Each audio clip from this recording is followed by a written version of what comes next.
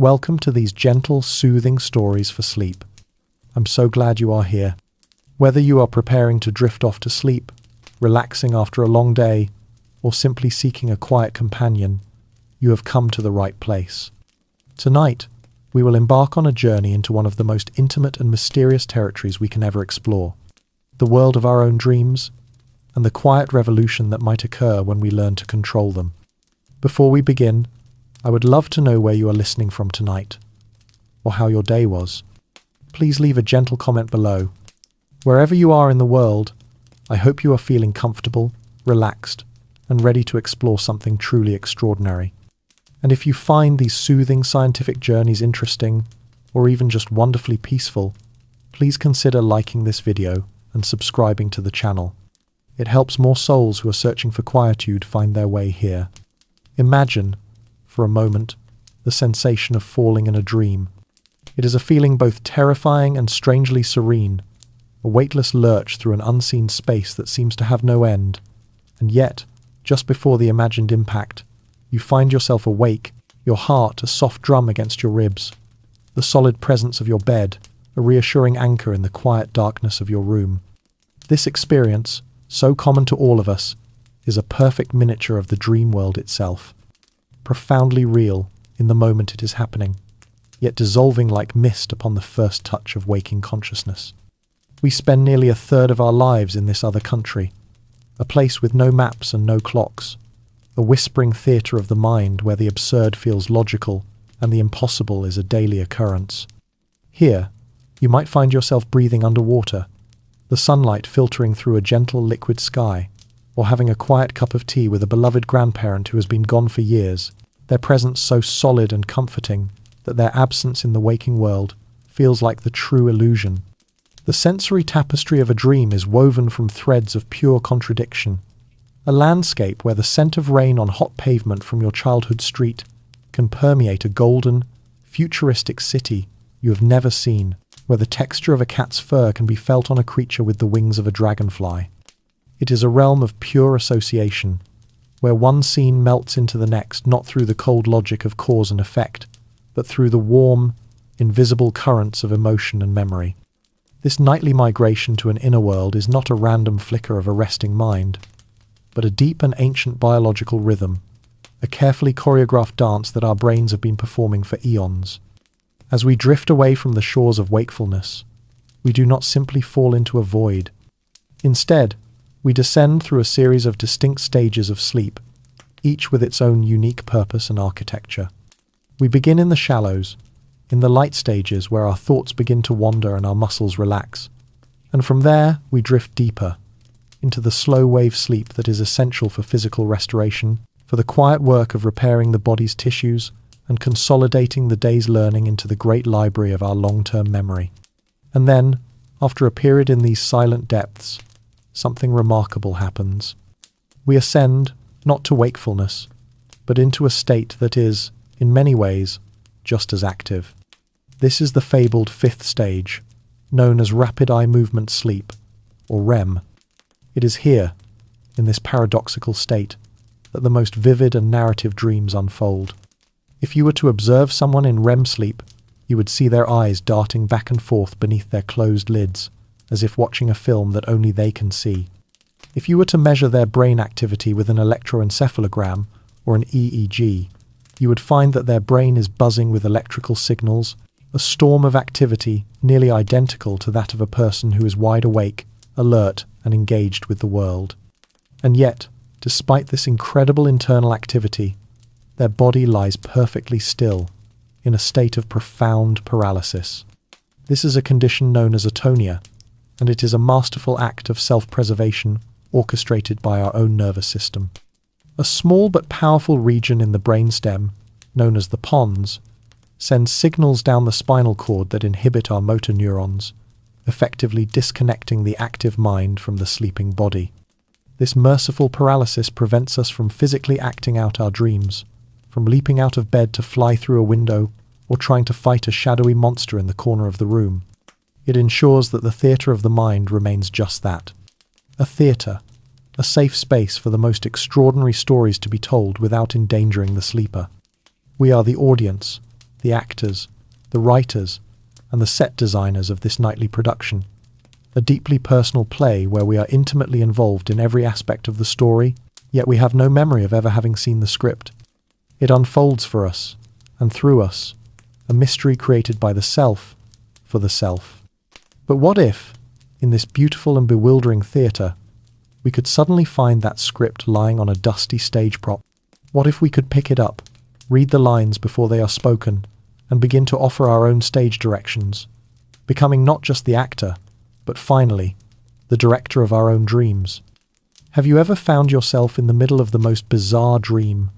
Perhaps you are flying over a vast ocean made of honey, or discussing philosophy with a talking squirrel, and in the midst of this accepted absurdity, a single, clear thought rises to the surface like a bubble of air from the deep. This is a dream. This tiny spark of awareness, this flicker of lucidity in the boundless dark of the subconscious, is one of the most profound experiences a human mind can have. It is the moment the play's lead actor suddenly looks past the footlights and sees the audience, realizing for the first time that they are on a stage. The world around you does not vanish in a puff of smoke. Instead, something even more astonishing occurs. It sharpens. The colors of the honey ocean become richer, deeper, 1,000 shades of amber and gold you could never have named. The sound of the wind beneath your wings becomes a crisp, detailed symphony, each rustle and flow a distinct note. A profound and exhilarating sense of agency washes over you, a feeling of absolute freedom. The wind on your face, which a moment ago was just a passive sensation, suddenly feels real in a new way, because you know you are dreaming it into existence. You are no longer just a character being carried along by a strange and unpredictable narrative.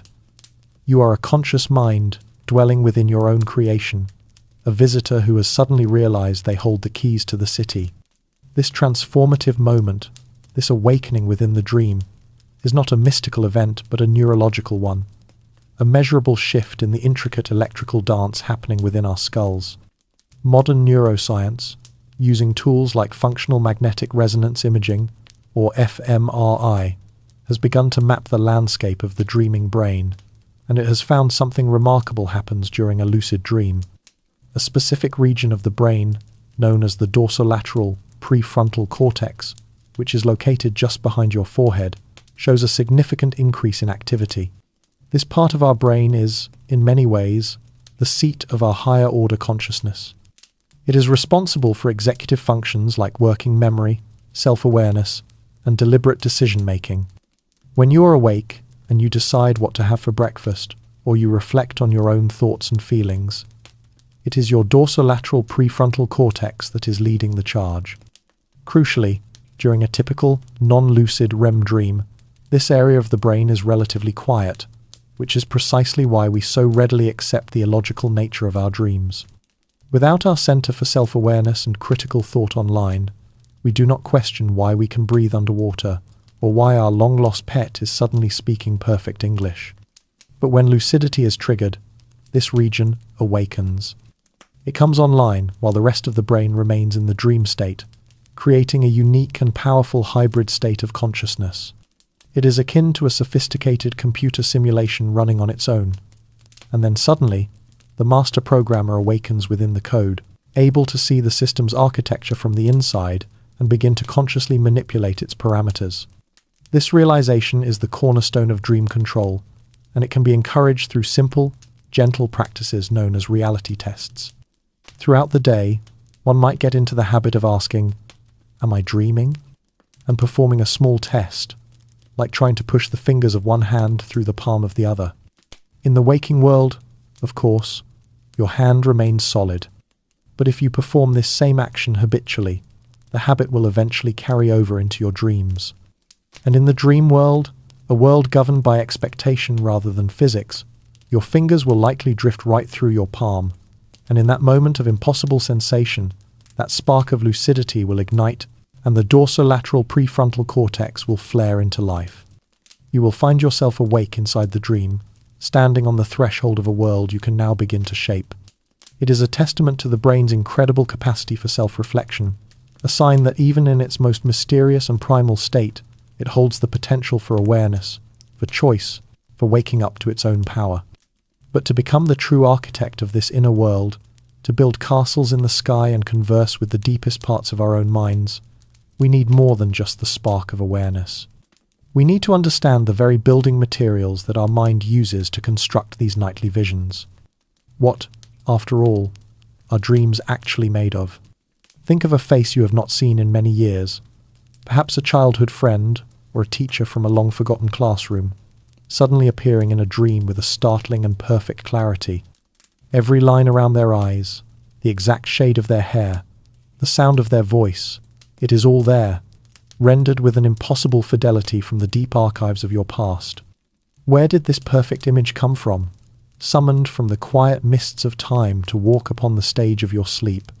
The answer is that the building materials of our dreams, the very bricks and mortar from which these impossible worlds are constructed, are the echoes of our waking lives. Dreams are made of memory. Imagine yourself walking down a long, familiar hallway from your old school, the distinct sound of your footsteps echoing on the polished linoleum floor. You turn a corner, expecting to see the library, but instead, you push open a door and find yourself standing in your grandmother's kitchen. The air thick with the scent of baking bread, a scent you have not truly smelled in decades. On the table before you is a book you were reading just last week, its cover bright and new, and through the window you can see the deep purple sunset from a vacation you took 5 years ago. This seamless and surreal collage is the native language of the dreaming mind, a constant and fluid recombination of our past experiences, our deepest emotions, our fleeting thoughts, and our most recent observations. The dream world is a house built from the blueprints of yesterday. This nightly recycling of our personal history is not merely a whimsical act of a bored mind.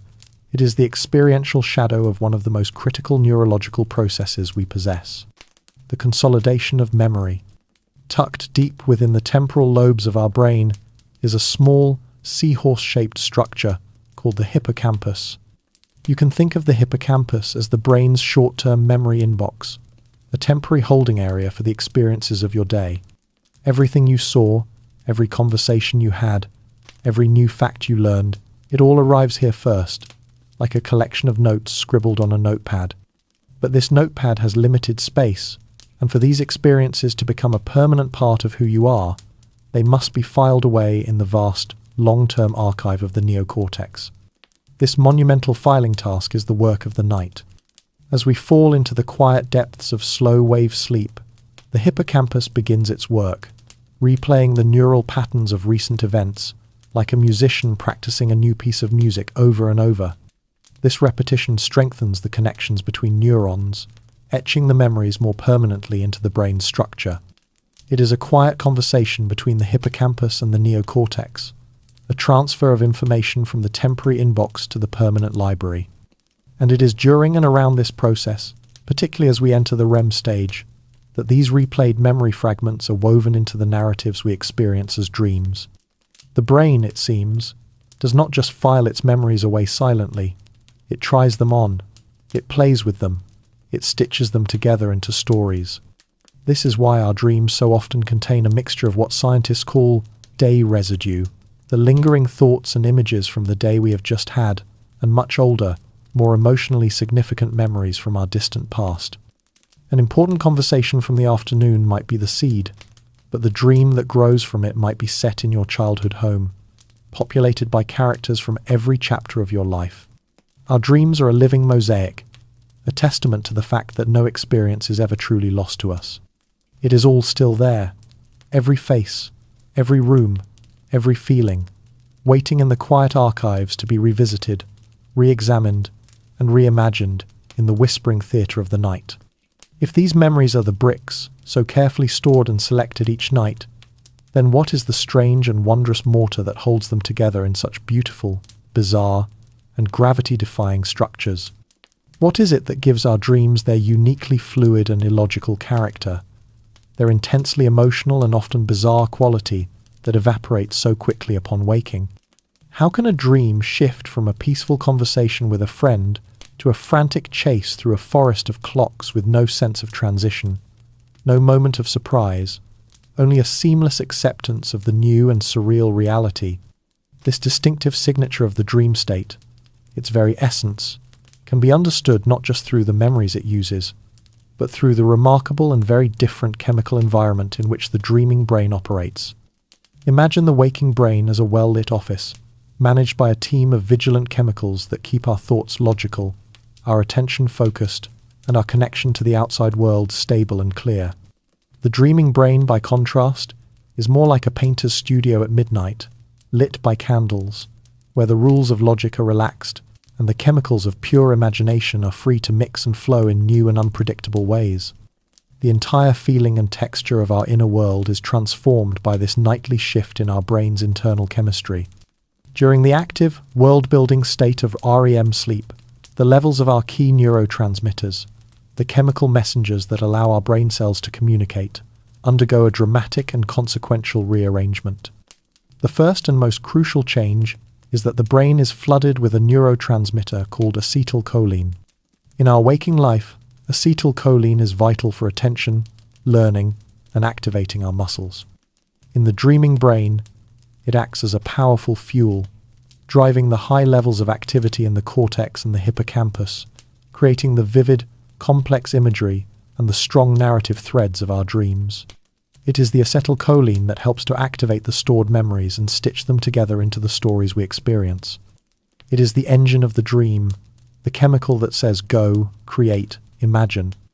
But while this engine is running at full throttle, a second, equally important thing is happening. The release of two other major neurotransmitters, serotonin and norepinephrine, is almost completely shut off. In the waking office of the brain, these two chemicals are the diligent managers of our reality. Norepinephrine helps control our alertness, our focus, and our fight or flight response, keeping us tuned in to the external world. Serotonin is a master regulator, helping to control our mood, our impulses, and the flow of rational thought. The near total absence of these two chemicals during REM sleep is the secret to the dream's magic. Without norepinephrine, our connection to the outside world is severed, allowing us to fully immerse in the internal one. And without the organizing, logical filter of serotonin, the brain is free to make connections based not on reason, but on emotion, on sound, on color, on the faintest wisp of a half-forgotten memory. This is why a dream can leap from one idea to another so effortlessly. The rational mind, the part of us that would normally say, "Wait, that doesn't make any sense," is effectively asleep. The unique logic of our dreams, therefore, is not a flaw or a sign of chaos. It is a feature, a direct result of a brain operating under a different set of chemical instructions, a state of high-powered imagination, untethered from the constraints of waking reason. It is a nightly invitation into a state of pure, uninhibited creativity, a chance for our minds to explore connections that our logical, waking selves would never dare to make.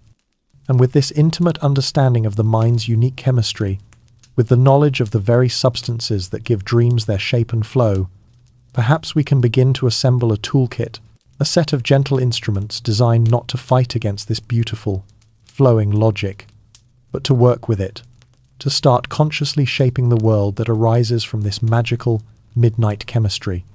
Imagine holding a paintbrush, a brush that needs no paint, and standing before a canvas that is as vast and as deep as the night sky. The canvas is the fabric of your own sleeping mind, and the colors you will use are not pigments, but feelings, intentions, and memories. This is the realm of the lucid dreamer, who has moved beyond simple awareness and is now ready to become an artist, an architect of the ephemeral. Let us picture such a dreamer, standing in the midst of a grey and sombre dreamscape under a sky heavy with colourless clouds. They feel a chill wind and decide, with a gentle but firm intention, to change the weather. They do not fight the wind or try to push the clouds away with force. Instead, they turn their attention inward. They focus on a memory of a perfect summer afternoon, summoning the feeling of warm sunlight on their skin. They remember the scent of dry grass and the gentle hum of bees in a field of clover. They hold this feeling, this complete sensory expectation, at the forefront of their consciousness. And as they do, the dream world, in its infinite responsiveness, begins to answer. A pinprick of gold appears in the grey sky, and slowly, gently, it begins to expand. The clouds thinning and dissolving not as if blown away, but as if they were never truly there to begin with. The chill wind softens, warms, and becomes a soft breeze carrying the very scent of clover the dreamer was imagining. The world has remade itself around their desire, a testament to the fundamental law of the dreamscape. The world you experience is the world you expect to experience. This extraordinary power is not magic, but a beautiful expression of how our brains are wired. The dream world operates as a high-speed, closed-loop feedback system, where your beliefs and expectations are the primary input. In the physical world, if you believe you can fly, you are still bound by the law of gravity. There is a hard and unforgiving barrier between your mind and the physical reality it inhabits. But in a dream, your mind is the reality. There are no external laws, only the internal rules of your own subconscious. The moment you generate a truly firm expectation, the unshakable belief that you can push your hand through a wall or breathe underwater, the dream-generating systems of your brain have no choice but to render that reality for you. This principle is deeply connected to the concept of neuroplasticity, the brain's remarkable ability to reorganize itself and form new connections throughout our lives. When you, as a lucid dreamer, form an intention and then witness it coming to fruition within the dream, you are actively forging and strengthening the neural pathways between your conscious, executive mind in the prefrontal cortex and the deeper, more ancient parts of the brain that are weaving the dream itself. At first, this connection may be like a faint, overgrown path in a dense forest, difficult to find and follow. But with each successful act of dream control, the path is cleared a little more, the connection becomes stronger and more reliable, until shaping the dream world feels as natural and intuitive as moving your own arm. This is a skill that can be cultivated through gentle, conscious practice, most famously through techniques such as the mnemonic induction of lucid dreams, or MILD. This technique involves setting a clear intention before you fall asleep. As you are drifting off, you repeat a simple phrase to yourself, a mantra such as, "Tonight, when I am dreaming, I will remember that I am dreaming." You might also visualize yourself in a recent dream, but this time, you see yourself recognizing it as a dream. This simple act primes your mind, creating an association between the state of dreaming and the intention of becoming aware, making that spark of lucidity we spoke of far more likely to occur. To control a dream, then, is not an act of force, but an act of gentle surrender to possibility. It is about learning to speak the native language of the subconscious, a language of feeling and belief, and in doing so, learning to gently suggest, rather than command, the shape of the world you wish to inhabit. But what happens when we move beyond merely changing the scenery that is already there, and attempt to create something entirely new, to summon a world from the void of our own imagination? How does the brain, resting in the silent, utter darkness of the skull, render a universe in such breathtaking and convincing detail? How does it conjure the precise texture of a weathered stone wall, the intricate patterns of a butterfly's wing, or the light of a billion distant stars, all without any input from the outside world? This is the grand miracle of dream creation, a nightly act of world-weaving that far surpasses any technology we have ever engineered. Let us follow our lucid dreamer as they take the next step, from artist to creator. Floating in a formless, quiet space, they decide to build a library. The intention forms in their mind, not as a detailed blueprint, but as a feeling, the feeling of being in a vast, ancient library, filled with the quiet rustle of turning pages and the comforting scent of old paper and polished wood. And from this single seed of intention, a world blossoms. A floor of dark, gleaming wood spreads out beneath them. From it, towering shelves begin to rise, stretching up into a vaulted darkness. And then the books appear, not one by one, but all at once. An explosion of silent creation, millions of volumes in every imaginable color and size, each with a unique binding, each spine bearing a title written in a script that is almost, but not quite, readable. The air spontaneously fills with the exact scent of aged paper and beeswax that the dreamer had imagined. The scale, the detail, the sheer immersive reality of it is overwhelming, and it has all been generated in an instant, a universe of thoughts spun into existence. This incredible feat is possible because our brain is, at its core, a magnificent generative model, a prediction engine of unimaginable power. Throughout our waking lives, our brain is not passively receiving reality, it is actively constructing it. It takes the raw, chaotic data from our senses and compares it to a constantly updating internal model of the world, making a continuous stream of best guesses about what is out there and what is likely to happen next. The feeling of reality is the feeling of these predictions matching the incoming data. But when we sleep, we cut off the stream of incoming data. Our eyes are closed, our ears hear only the quiet of the room. The prediction engine, however, does not stop running. Deprived of external input, it turns inward and begins to generate its own reality, using the vast library of a lifetime's worth of memories and experiences as its source material. During REM sleep, our sensory cortices, the parts of the brain that process sight, sound, and touch, are highly active. But instead of receiving signals from our eyes and ears, they are receiving signals from deep within the brain itself, from the brainstem and the memory centers, like the hippocampus and amygdala. Our brain is, in effect, showing itself a movie, playing itself a song, telling itself a story, using all of its dedicated sensory hardware to make the experience as immersive as possible. A useful analogy for this process can be found in the world of computer science, specifically in the concept of procedural generation. In many modern video games, creators can design a universe that feels almost infinite, with vast landscapes, unique planets, and endless variations.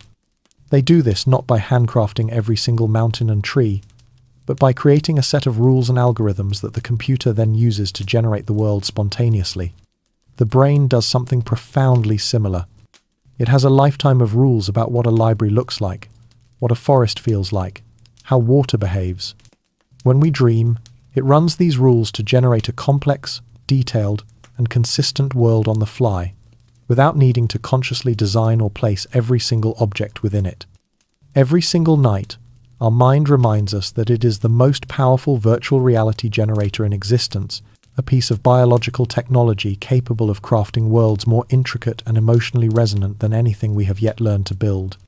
If we can build these worlds, these silent, sleeping cities, and whispering forests, what then of the people who walk their streets? Can we also build them?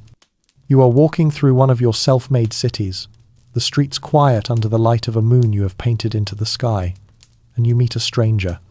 They are sitting on a park bench, their face both unfamiliar and yet deeply, inexplicably known.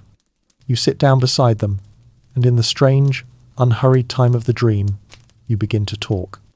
They listen with a patience you have rarely known, and they speak with a wisdom that seems to resonate with the very core of your being, offering you the perfect piece of advice for a problem that has been weighing on you for weeks, a simple and elegant truth that had completely eluded your waking mind.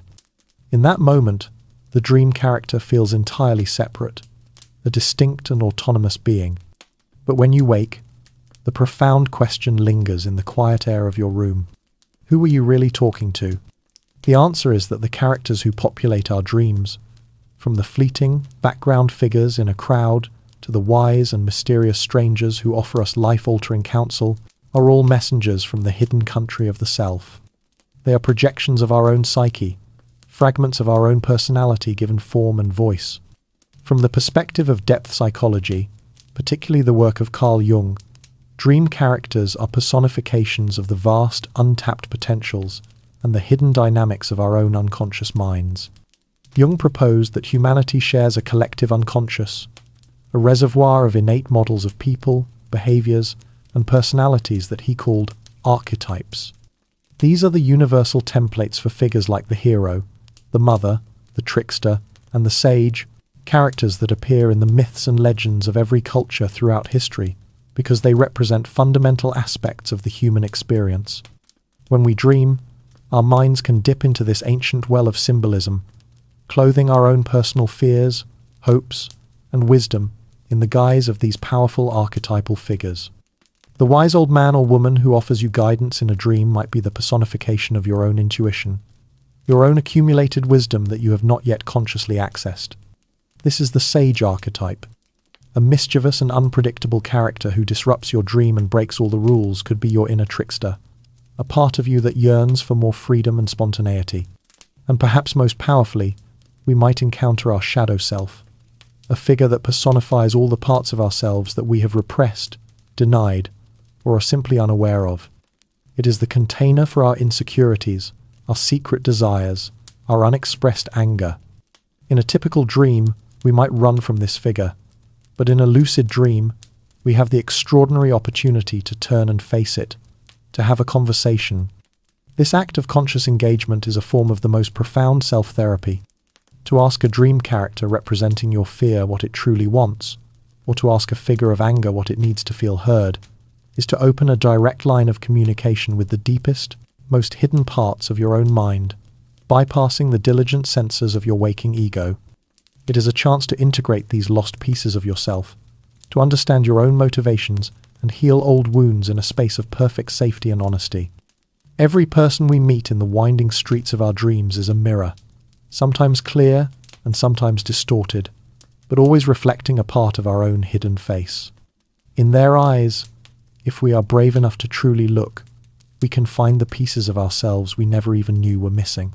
This journey of personal exploration is profound, but could this incredible technology of the mind, this private theatre for the soul, also be used to master more practical, more tangible skills for the waking world? Could you learn to play a complex piece by Rachmaninoff on the piano, or perfect the fluid, powerful motion of a tennis serve, all while you are lying fast asleep in your bed? The idea sounds like something from a far-flung future, yet the seeds of this potential are already well understood within the fields of neuroscience and sports psychology. The mind is a gymnasium that never closes, a simulator of unparalleled power, and a lucid dream is the most immersive training ground we could ever imagine. Picture a young musician, a composer, struggling with a complex orchestral piece. In her waking hours, she can only hear one or two melodic lines at a time, trying to imagine how they will weave together. But that night, in a lucid dream, she stands in a vast concert hall of her own design.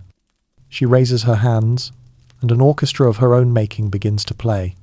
She can hear every single instrument with perfect crystalline clarity, the soaring strings, the deep resonance of the cellos, the bright call of the trumpets. She can stop them with a thought, ask the violins to play their part again with more passion, adjust the tempo with a wave of her hand, and experiment with harmonies in real time until the symphony in her mind is perfect. Or imagine a young professional, terrified of public speaking, who has a critical presentation to give. Night after night, in a lucid dream, they can walk onto a stage before a vast, attentive audience. They can practice their speech, feeling the weight of the words, learning the rhythm of their delivery, and they can do it 100 times without any of the real-world pressures of judgment or failure.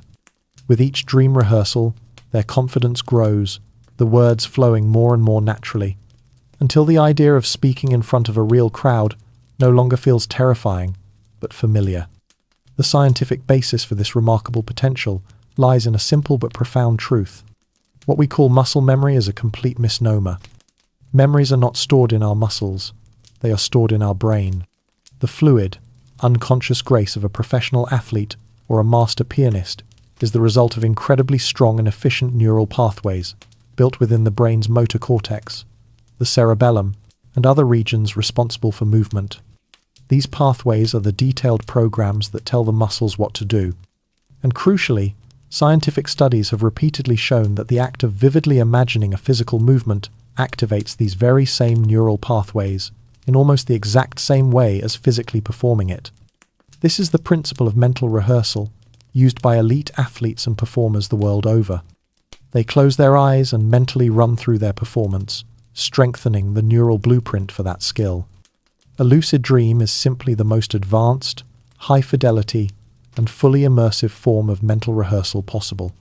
It is a full sensory simulation. When you practice that tennis serve in a lucid dream, you don't just think about it. You feel the weight of the racket in your hand. You see the ball rising to meet the strings. You hear the satisfying pop of a perfect connection. This process, which we could call neural inscription, writes the blueprint for that skill deeper and more permanently into your brain with every repetition. You are literally building the neurological architecture for mastery while you sleep. The sleep-bound gymnasium is a place to practice not only for the things we wish to do, but for the very person we wish to become. A space to rehearse courage, to compose symphonies, to build the foundations of our waking world's greatest achievements. But if one mind can build such a powerful gymnasium for itself, what astonishing structures could two minds build together? Is it possible, even conceivable, that we could one day learn to share a dream? If one mind can build a gymnasium for itself in the quiet hours of the night, a private space for growth and rehearsal, what astonishing structures could two minds build together? Is it possible to share a dream? Imagine closing your eyes in the cool, damp air of a London evening and awakening not in a world of your own solitary creation, but in a sun-drenched coastal town co-dreamed into existence with a loved one sleeping thousands of miles away in Tokyo. You walk down a street paved with stones from their memory, under a sky painted with the exact shade of lavender from your own favorite sunset. You feel a gentle breeze, and you know, with a certainty beyond words, that they are feeling the exact same breeze at the exact same moment. You turn a corner and see a cafe that neither of you has ever seen before, a truly new place born from the fusion of your two imaginations. This is the breathtaking frontier of dream control, the possibility of building a bridge not just between a dreamer and their own subconscious, but between two separate islands of consciousness, allowing for a form of connection and communication more intimate than any we have ever known. To build such a bridge, we must turn from the purely biological and look toward the horizon of technology, specifically to the burgeoning field of brain-computer interfaces, or BCIs. A BCI is a device that can read the electrical signals of the brain and translate them into commands, or conversely, take digital information and translate it into signals the brain can understand. Today, early versions of this technology are already allowing people with paralysis to control robotic arms or type on a screen using only their thoughts. But for two minds to share a dream, a far more sophisticated, two-way interface would be required. The process would be a technological marvel, an intricate digital dance between two sleeping brains. First, the BCI connected to one dreamer would need to read their dream with incredible precision. It would have to monitor and decode the specific patterns of firing neurons in the sensory areas of their brain, the neural correlates that correspond to every sight, sound, and sensation of their dream world. It would need to capture the exact neural signature for the color red, the sound of a violin, the feeling of rain. Next, this fantastically complex stream of data, the raw sensory feed of an imagined reality, would be transmitted across the network to the second dreamer. Their BCI would then have to perform the even more delicate task of writing this information into their brain. It would do so by using tiny, precise electrical or magnetic pulses to stimulate the corresponding neurons in their sensory cortices, causing them to experience the sights, sounds, and feelings of the first person's dream as if it were their own. It would be like two computers perfectly syncing a vast and complex data file, except the file is a living, breathing universe. The challenges are, of course, immense. Every individual's brain is unique, with its own distinct neural language, and creating a universal translator for the infinite complexity of human thought is a task for a distant future. And yet, the very possibility is a profound one. To share a dream would be the ultimate act of empathy. It would be a chance to not just be told about another person's hopes and fears, but to walk through the living landscape of them, to see the world not just through their eyes, but through their very imagination. But before we can ever hope to build such a bridge, we must first ask a more fundamental question. What are the rules of this new territory we would be exploring? What laws of nature govern a world made not of atoms and energy, but of pure, unadulterated thought? What if, with a single, focused thought, you could gently bend the law of gravity to your will, or travel from one end of a galaxy to another in the time it takes to blink? In the world of our dreams, these are not violations of natural law. They are simply a different set of laws altogether. The physics of a dream are not the rigid, predictable physics of Isaac Newton or even Albert Einstein. They are the fluid, responsive, and deeply personal physics of association and belief. Imagine our lucid dreamer standing on the shore of a vast, calm ocean, the water shimmering under a dream-born sun. They bend down and see a beautiful seashell, shattered into a dozen pieces in the white sand. In our world, the law of entropy, the universal tendency toward disorder, dictates that this shell will never spontaneously reassemble itself. But here, the dreamer decides to reverse that law. They focus on the image of the shell, whole and perfect, and hold that image in their mind. And slowly, a quiet miracle occurs. The smallest fragments of the shell lift from the sand and begin to drift towards the larger pieces.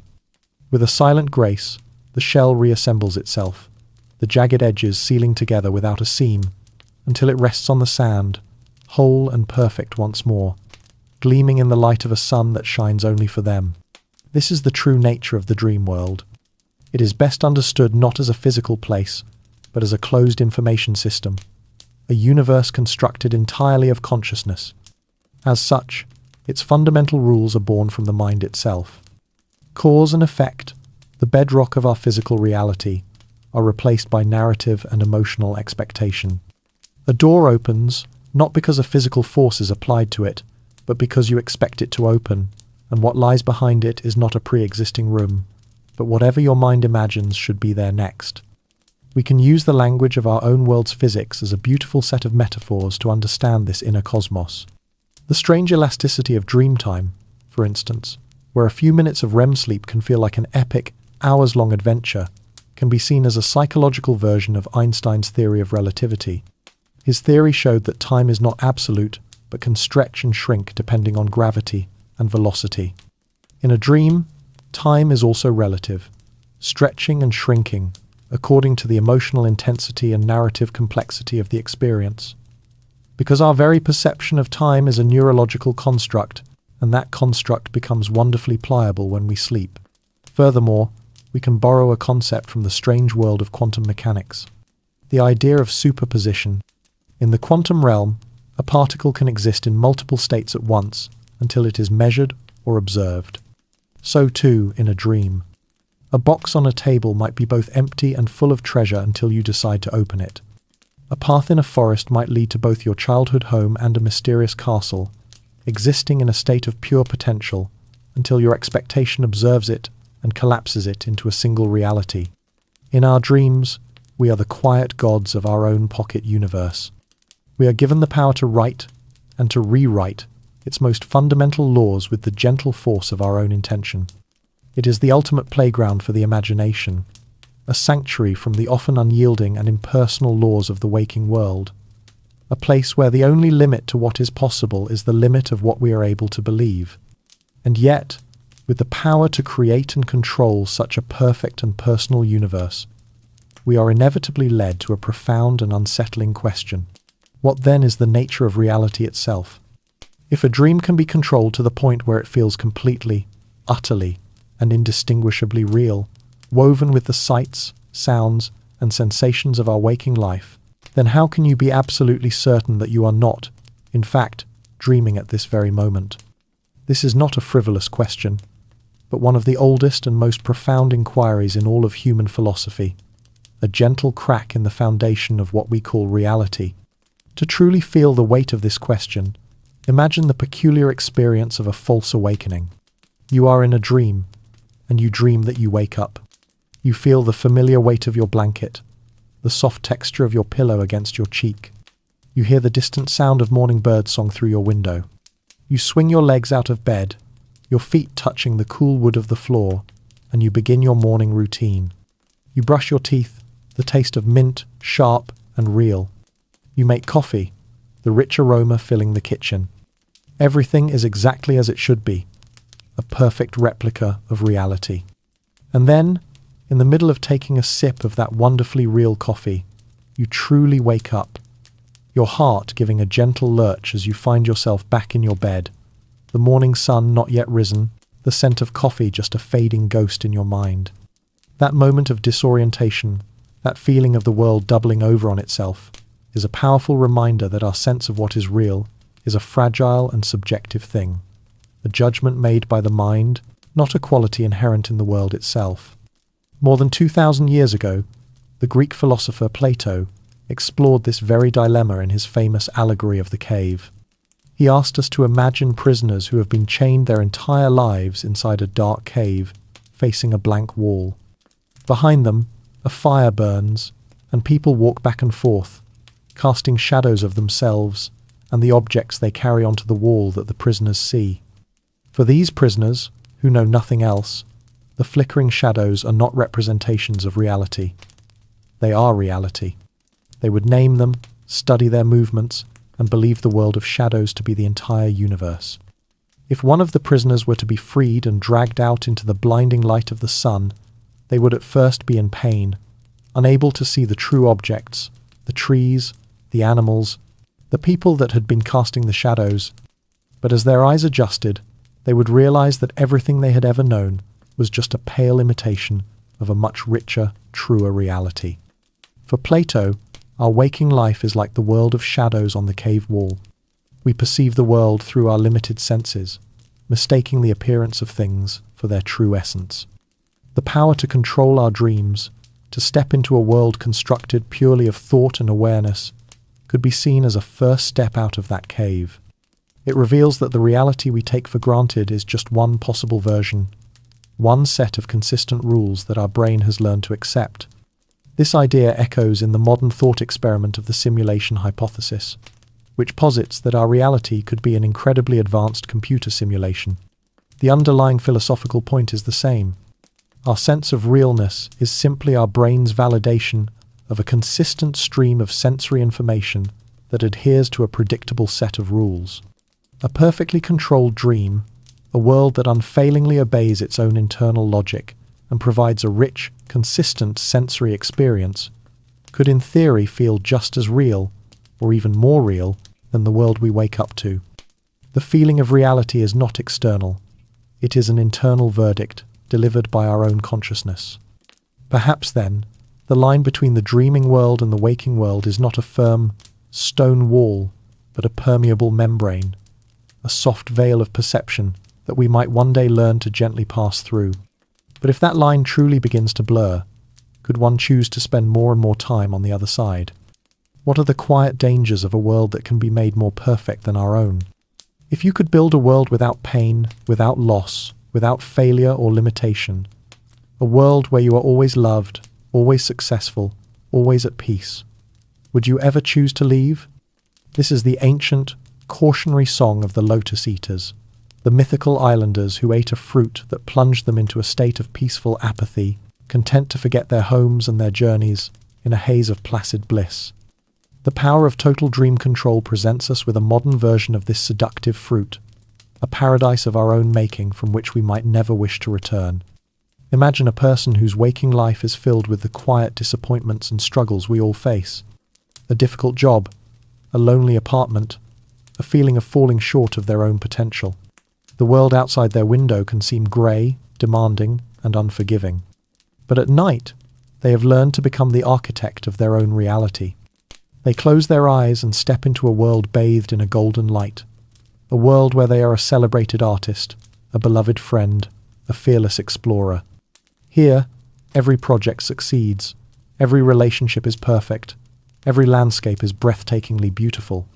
The grey, difficult waking world soon begins to feel like a pale and dreary dream, while the vibrant, perfect dream world begins to feel like their true home, the only place they feel truly alive. The temptation to spend more time there, to hit the snooze button on reality, would be immense. This powerful lure is not a failure of character, but a predictable consequence of our brain's fundamental wiring. Deep in our brains lies a network of pathways known as the reward system, and its primary chemical messenger is a neurotransmitter called dopamine. Dopamine is often misunderstood as the pleasure chemical, but its role is more nuanced and far more powerful. It is the chemical of motivation, of anticipation, of reinforcement. It is the gentle but insistent whisper in the brain that says, "That was good. Pay attention.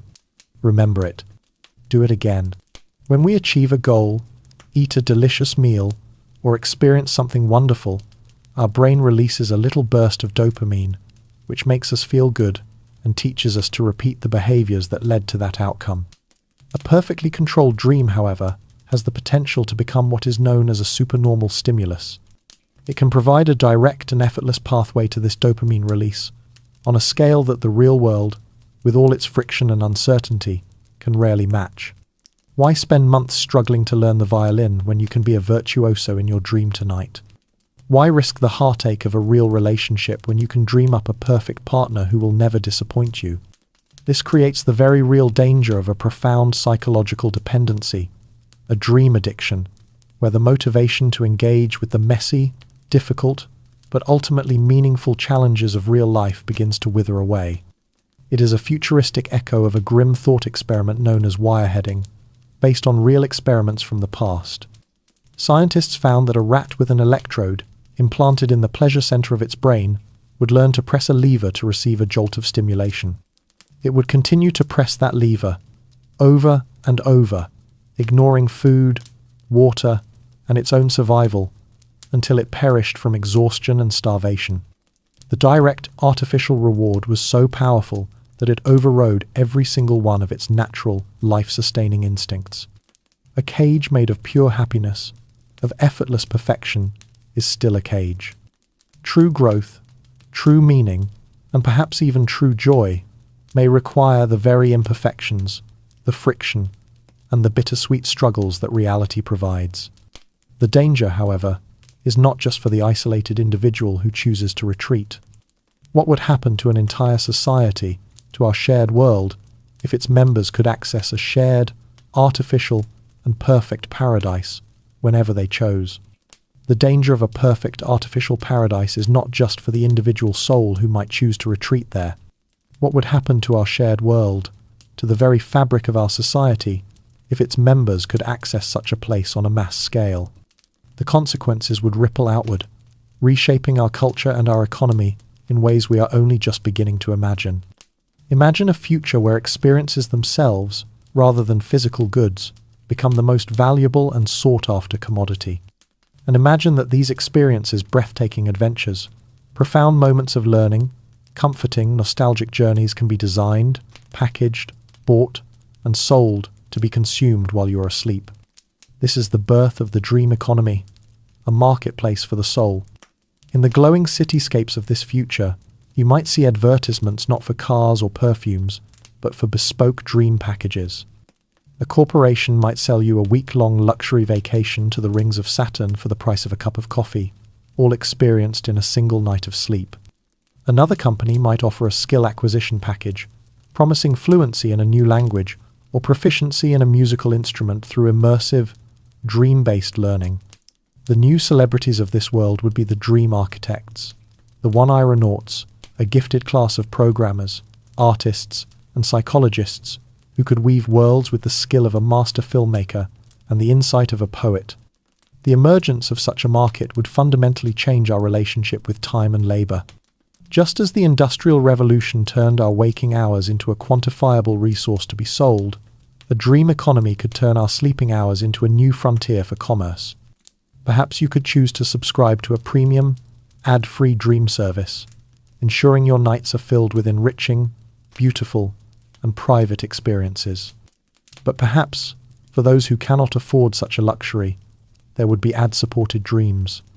You might find yourself on a beautiful, serene beach, only to look up and see the logo of a soft drink company shimmering in the clouds, its jingle a soft, persistent whisper on the ocean breeze. The very fabric of your subconscious would become a new and powerful advertising space. This concept is a direct extension of the attention economy we live in today. We receive free access to social media and information, and in exchange, the currency we pay with is our attention and our personal data. In a future with a dream economy, the exchange becomes even more intimate. The product being sold is our very own consciousness, our last private sanctuary. This would inevitably lead to a new and profound form of social inequality, the dream divide. The wealthy could afford the highest quality dreams. Therapeutic sessions with virtual Jungian analysts, personalized educational journeys, and pristine, ad-free escapist worlds. The less fortunate might be relegated to buggy, low-resolution dreams, littered with intrusive advertising, Or they might even be forced to sell their mental bandwidth while they sleep, their brains performing menial data processing tasks for a corporation in exchange for a small stipend, waking up tired and with the faint, ghostly memory of sorting through endless spreadsheets. When the landscape of the mind itself becomes a commercial territory, a place of commerce and branding, what part of us remains truly, inviolably our own? This raises an even more chilling question. If a corporation can find a way to sell you a dream, could someone else, with darker intentions, find a way to steal one? What if your deepest secrets, your most private thoughts, the silent and unexpressed truths of your heart, were no longer safe, even within the sacred confines of your own mind? The same theoretical technology that would allow two lovers to share a beautiful, co-created dream could, with a different intent, become the ultimate tool of intrusion, the key to unlock and plunder the last private space in the universe, the human subconscious. Imagine finding yourself in a familiar and comforting dream, perhaps your childhood home. Everything is just as it should be, warm and safe. But then, you begin to notice small, unsettling details. A photograph on the wall is of a place you have never been. A book on the shelf has a title that means nothing to you. You begin a conversation with a dream character who seems to be your mother, but she asks you a question, a pointed, specific question about something from your work life that she could not possibly know. A cold, creeping feeling of violation washes over you, the quiet, horrifying realization that you are not alone in your own head, that an unwelcome visitor is walking through the private hallways of your memory, looking for something.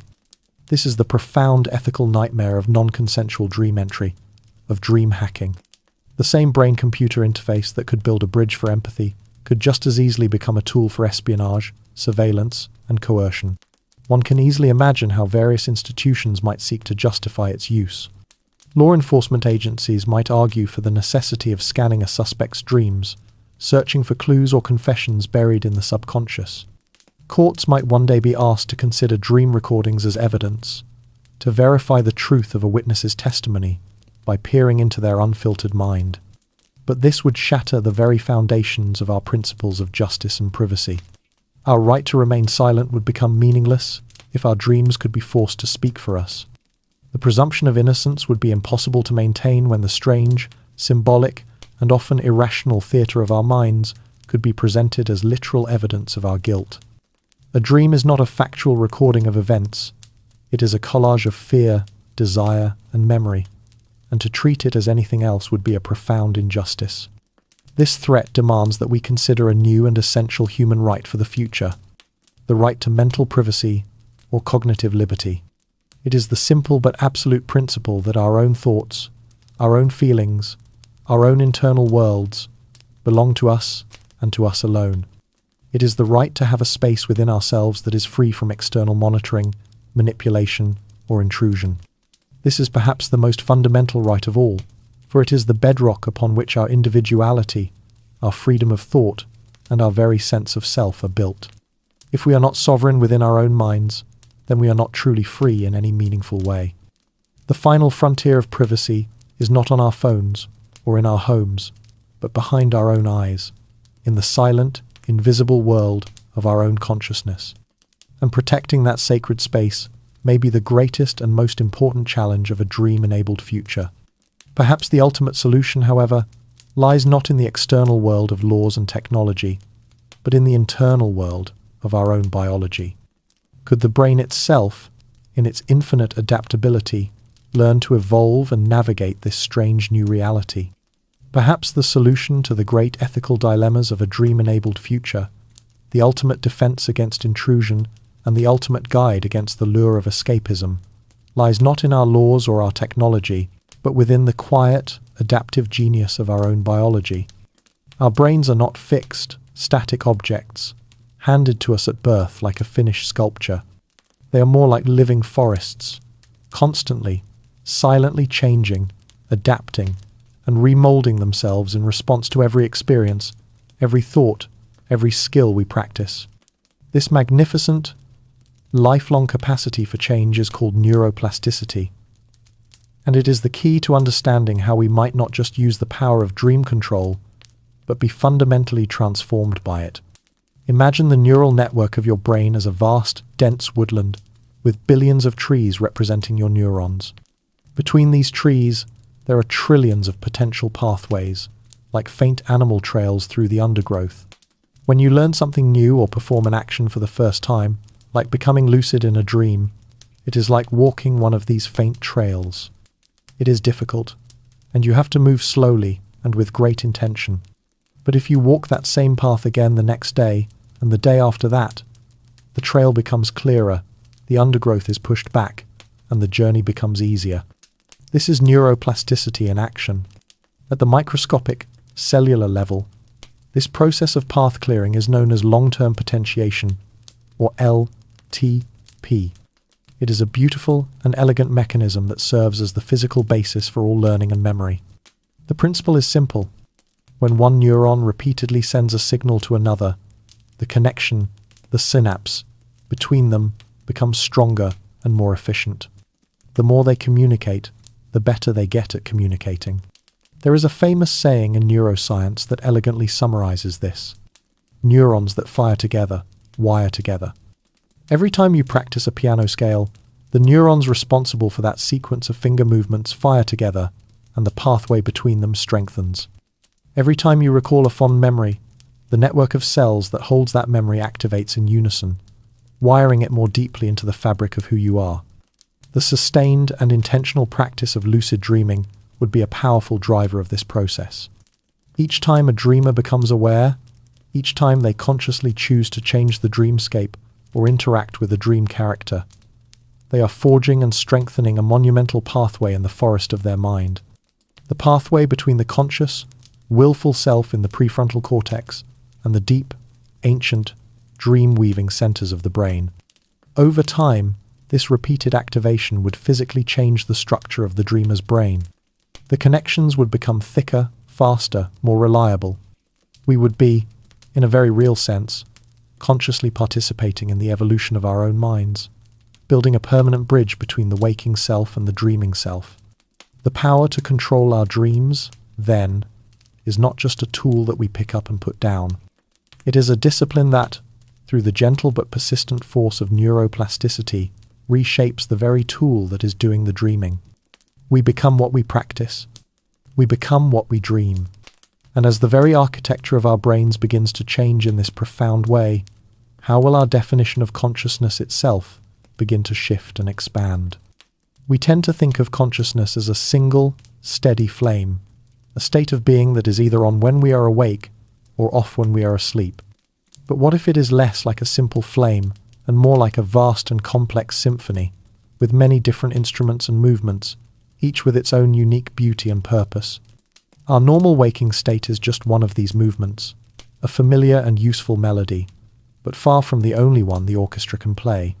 The sustained practice of dream control and the neuroplastic changes it encourages could give us conscious access to the conductor's podium, allowing us to explore the full, rich spectrum of what it means to be aware.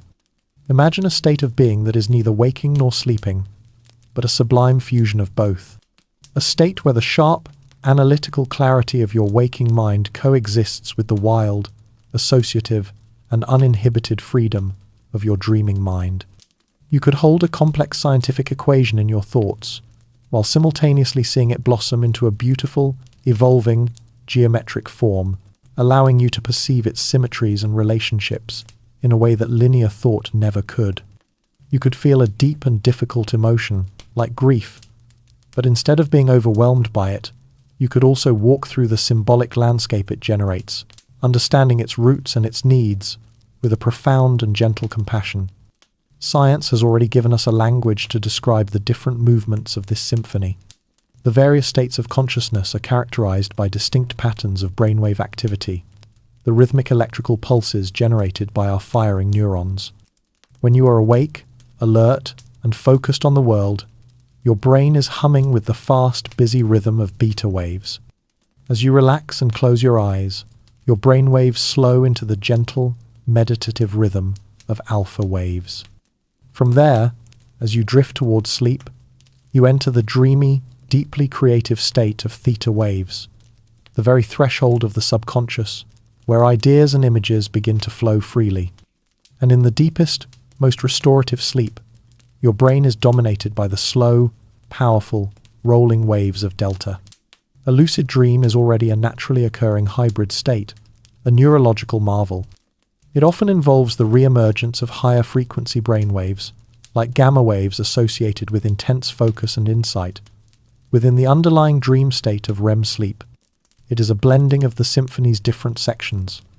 But with advanced, intentional practice, we might learn to go even further. We could potentially learn to consciously and deliberately modulate our own brainwave frequencies, to gently guide our minds into specific states tailored for specific tasks. We could learn to enter a waking theta state to brainstorm creative solutions, or to sink into a conscious alpha state for deep, restorative calm, all without losing the precious thread of self-awareness. What we call normal waking consciousness might not be the pinnacle of awareness at all, but simply the default setting, the state most useful for navigating the physical world. The great, unwritten symphony of the mind contains countless other movements, other ways of being. The exploration of dreams may be the key that unlocks the door to the concert hall, allowing us to hear, and perhaps even conduct, the full and beautiful music of our own minds. And if we can create such new and wondrous states of being inside the small universe of our minds, does this process echo a grander, more mysterious process happening outside of us, in the vast, silent cosmos itself? If we can truly learn to create new states of being within the small, quiet universe of our own minds, does this intimate act of creation echo a grander, more mysterious process happening outside of us, in the vast and silent cosmos itself? The physical universe is made of space-time and energy, of matter and invisible forces. A dream is made of thought and memory, of emotion and silent symbols. On the surface, they could not be more different. And yet, when we look at the profound structure of both, we find a beautiful and startling resonance, a poetic reflection of the macrocosm within the microcosm. Let us imagine our lucid dreamer, now a master of their inner world, floating in a serene and empty void. It is not a frightening emptiness, but a space of pure potential, a canvas of quiet darkness. With a gentle act of will, they decide to create a star. They imagine the immense pressure, the gravitational collapse of a great cloud of thought dust, and in the center of their mind's eye, a point of light ignites. It flares into a brilliant sun, and the dreamer feels its warmth, not as a distant, physical heat, but as an intuitive understanding of the process of nuclear fusion itself. Emboldened, they make a grander gesture, a slow, sweeping arc with their imagined hand. A nebula of pure potential coalesces, and from it, a spiral galaxy begins to spin into existence. A perfect, shimmering replica of the Andromeda galaxy, its billion points of light, a testament to the creative power of a single, conscious mind. This is, of course, a metaphor, but it is a profound one. The echoes between the architecture of the cosmos and the architecture of the human brain are too remarkable to ignore. Scientists estimate that the Milky Way galaxy contains somewhere between 100 billion and 400 billion stars. In a beautiful coincidence of scale, the human brain contains nearly 100 billion neurons. Each one of these brain cells is a world unto itself, but it is their connection that creates the magic.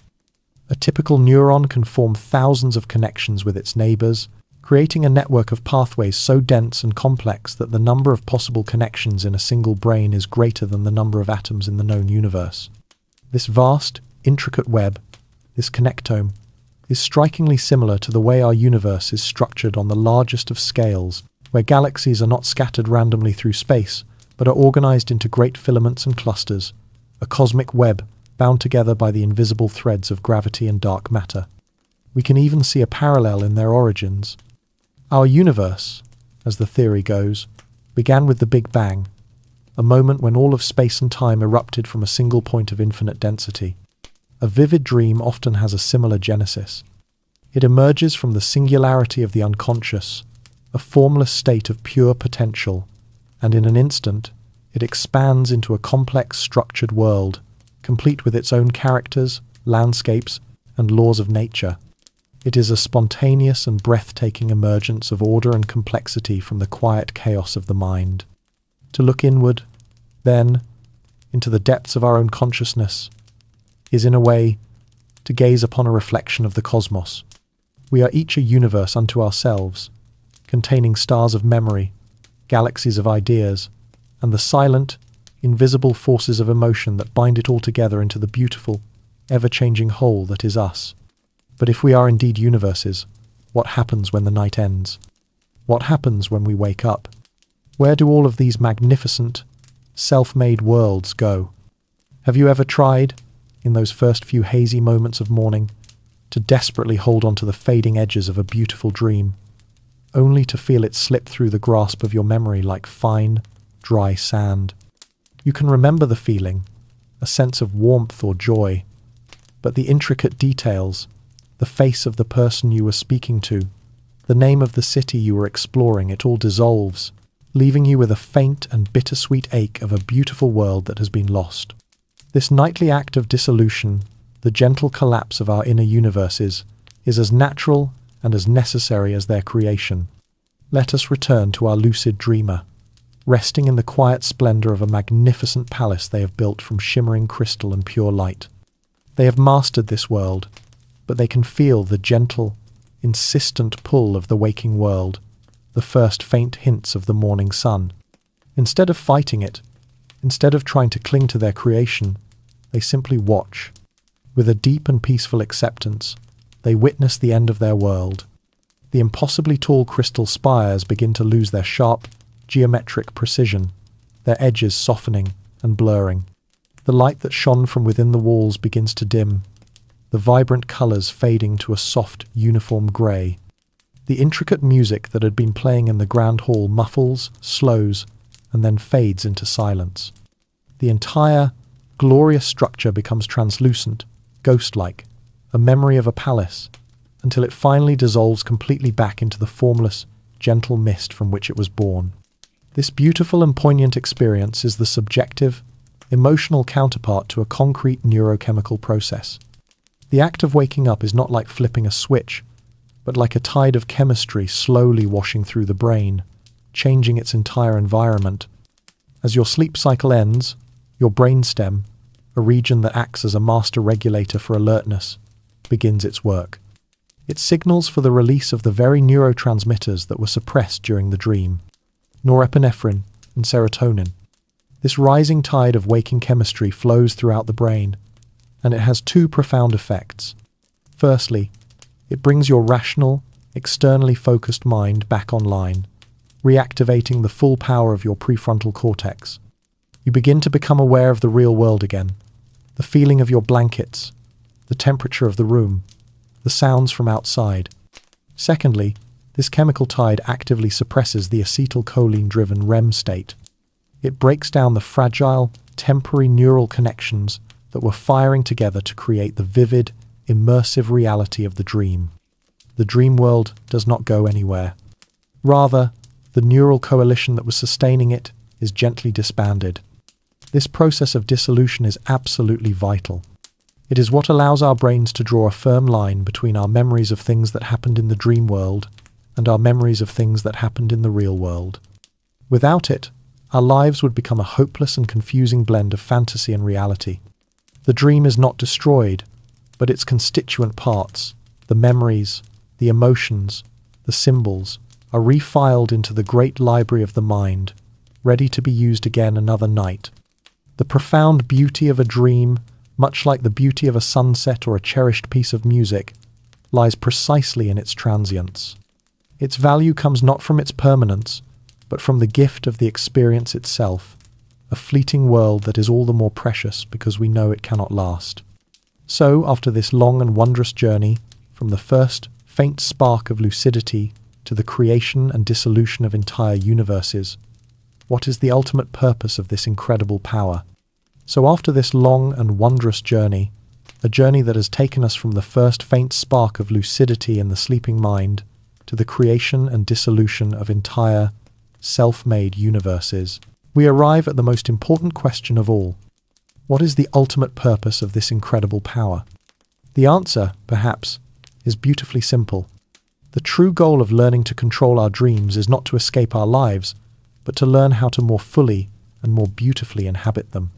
The dream world is not meant to be a permanent sanctuary, a perfect fortress to hide in, but rather a workshop, a gymnasium, a sacred garden where we can cultivate the seeds of the person we wish to become in the waking world. Imagine a person who carries a deep and unspoken fear of heights. In their waking life, they avoid high places, their world subtly shrinking around this limitation. But in a lucid dream, they stand at the foot of a tall, beautiful mountain. They know they are safe, that nothing can harm them here. With a conscious act of will, they begin to climb.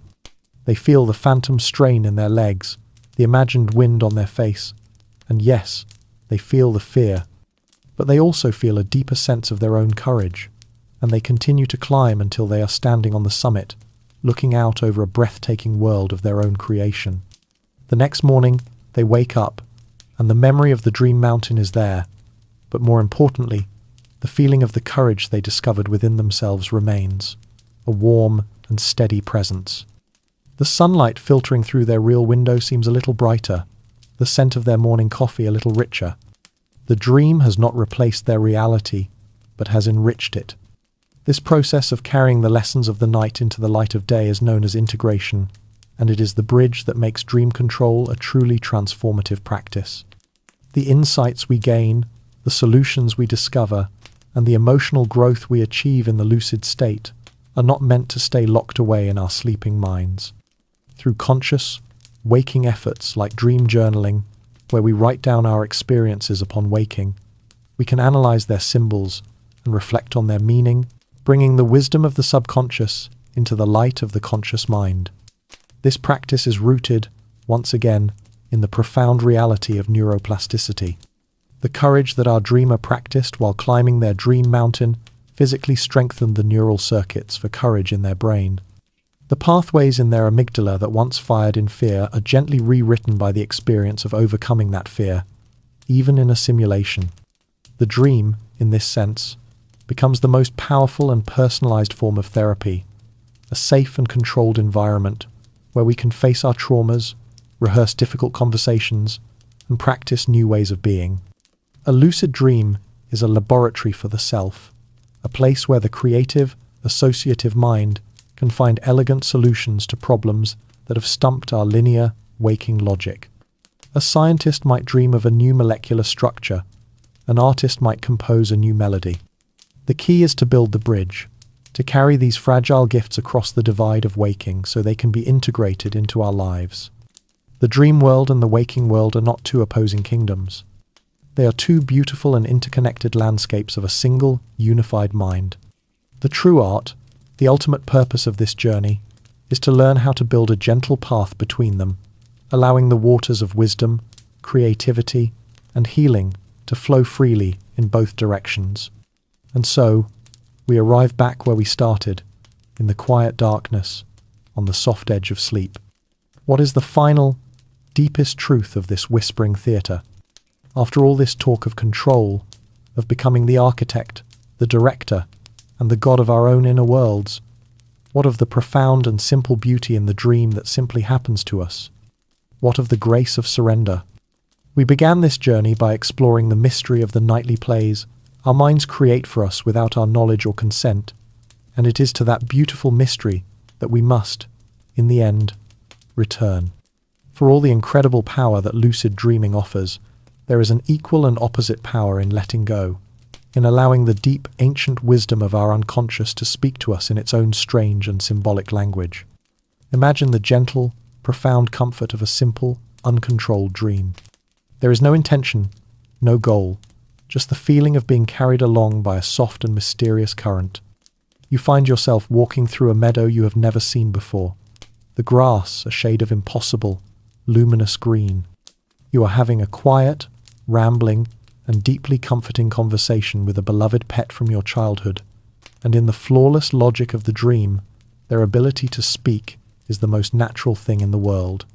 There is no desire to change the color of the grass or to direct the conversation, only a feeling of perfect, peaceful acceptance, of being exactly where you are supposed to be. We must remember that our dreams, in their natural, uncontrolled state, are not random noise. They are performing vital, life-sustaining work every single night. As we have explored, it is during this time that our brains are diligently consolidating memories, filing away the important experiences of the day, and strengthening the foundations of who we are. It is here that our minds engage in a form of nightly emotional regulation, processing the joys, the sorrows, and the anxieties of our waking hours in the safe, symbolic space of a dream narrative. And it is here, in the chemically altered state of REM sleep, where our rational minds are quiet, that our brains can make the most astonishing creative leaps, finding solutions to problems by connecting ideas that our waking logic would have kept miles apart. Sometimes, the most profound insight, the most needed emotional release, or the most brilliant creative spark will not come when we are in command, but in those moments when we relinquish command completely. The dream that we most need is not always the dream that our conscious mind would choose to design. The final truth of the whispering theatre, then, may be a quiet paradox.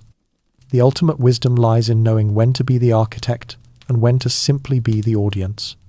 It is in learning to pick up the brush and paint the skies of our own making, but also in knowing when to put the brush down and simply gaze in wonder at the unwritten, unpredictable, and breathtakingly beautiful script of the soul. The power to control our dreams is immense, but the grace to let them be, to simply listen to their strange music, is just as profound. Thank you for joining me on this long and gentle journey tonight. I hope it has brought you some measure of peace, wonder, and a deeper appreciation for the incredible universe that resides within you. If you have any thoughts or dream experiences you feel comfortable sharing, the comment section is a quiet and welcome space for them. And if you have found some comfort here, please consider liking this video and subscribing for more peaceful journeys into the marvels of science and the self. For now, I wish you the very deepest and most restful of sleeps, filled with whatever dreams may come. Good night.